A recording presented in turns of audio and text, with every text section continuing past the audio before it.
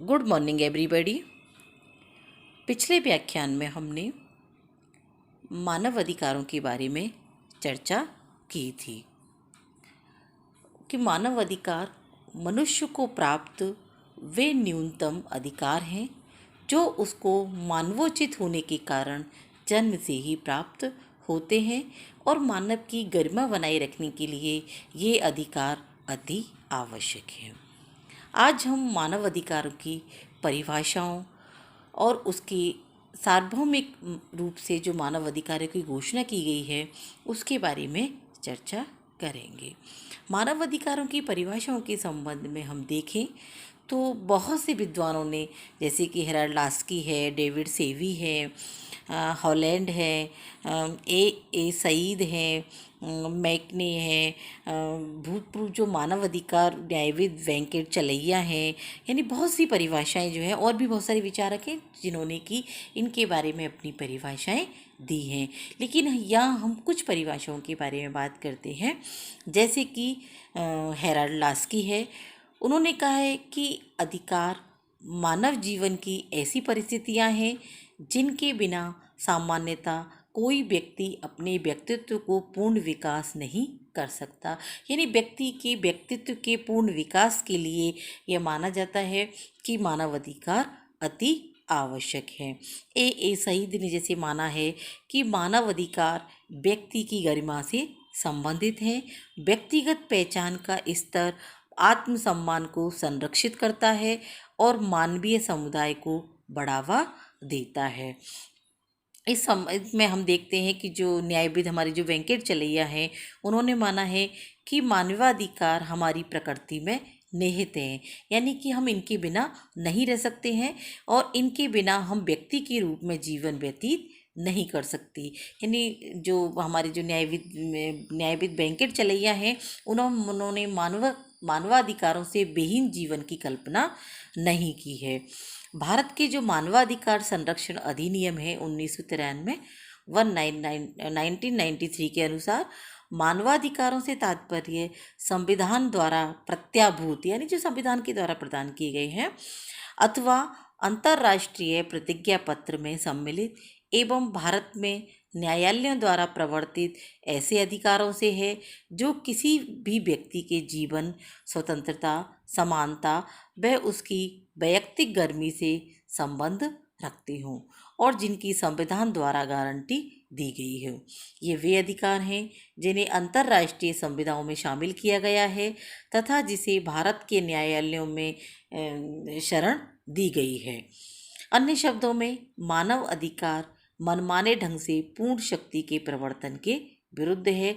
यानी मानवाधिकार ऐसे अधिकार हैं जो प्रत्येक व्यक्ति को समाज से प्राप्त होने चाहिए। यदि समाज इन अधिकारों का सही ढंग से प्रयोग करता है तो किसी भी अंतर्राष्ट्रीय कानून या संगठन की सहायता और संरक्षण की आवश्यकता नहीं है। लेकिन यदि कोई भी जो समाज है या राज्य है उन अधिकारों का पूरी तरह से संरक्षण नहीं करता है तो फिर हमें हमारे मानवाधिकारों के लिए अंतर्राष्ट्रीय कानून और संगठनों की आवश्यकता पड़ती है। सामाजिक परिदृश्य में व्यक्तियों के व्यक्तित्व विकास के लिए मानवाधिकार बहुत आवश्यक है, जिसे सभी व्यक्तियों को प्रदान किया जाना चाहिए।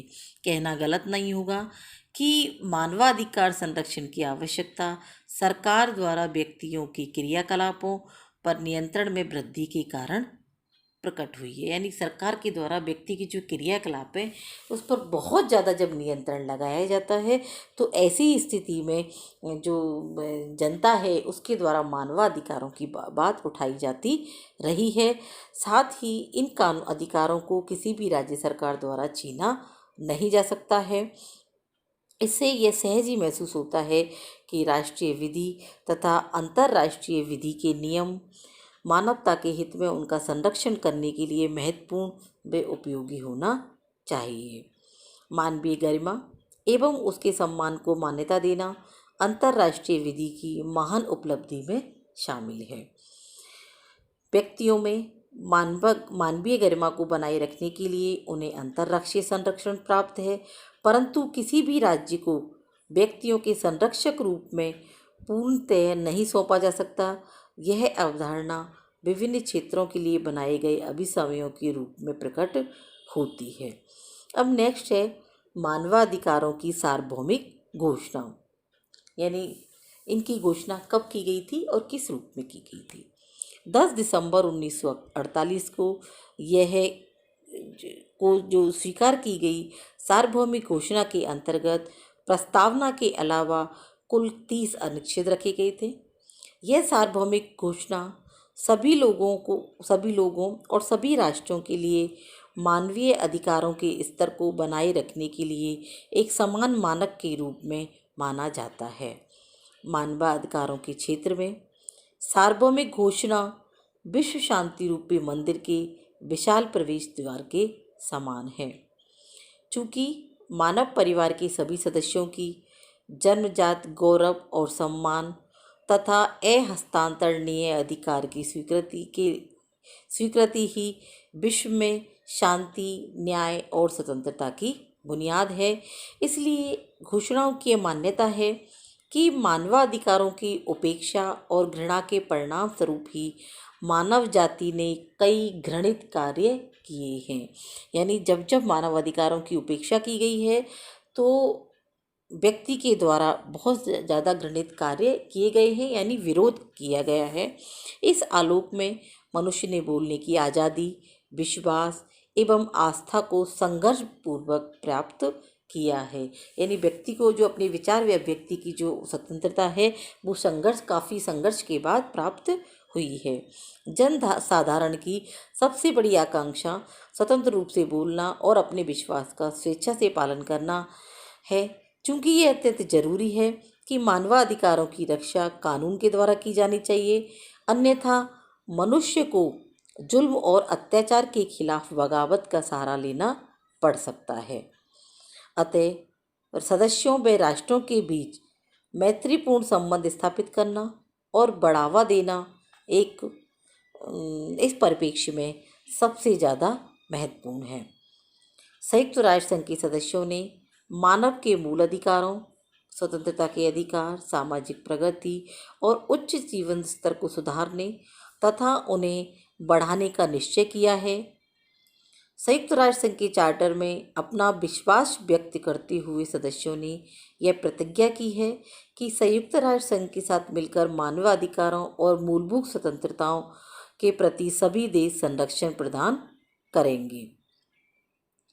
स्वतंत्र भारत के नीति निर्माताओं ने देश में मानव अधिकारों का समर्थन करते हुए राज्य के लोक कल्याणकारी सिद्धांत को अपनाया है।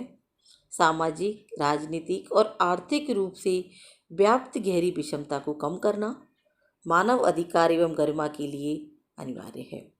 इस प्रस्तावना में स्वतंत्रता, समानता, अविभेद और बंधुत्व आदि 4 सिद्धांत अनिवार्यतः शामिल हैं। इस प्रकार प्रस्तावना में 4 अधिकार सम्मिलित किए गए हैं: वैयक्तिक अधिकार, राजनीतिक अधिकार, सामाजिक और सांस्कृतिक अधिकार, बाह्य विश्व समुदाय से संबंध के बारे में वैयक्तिक अधिकार।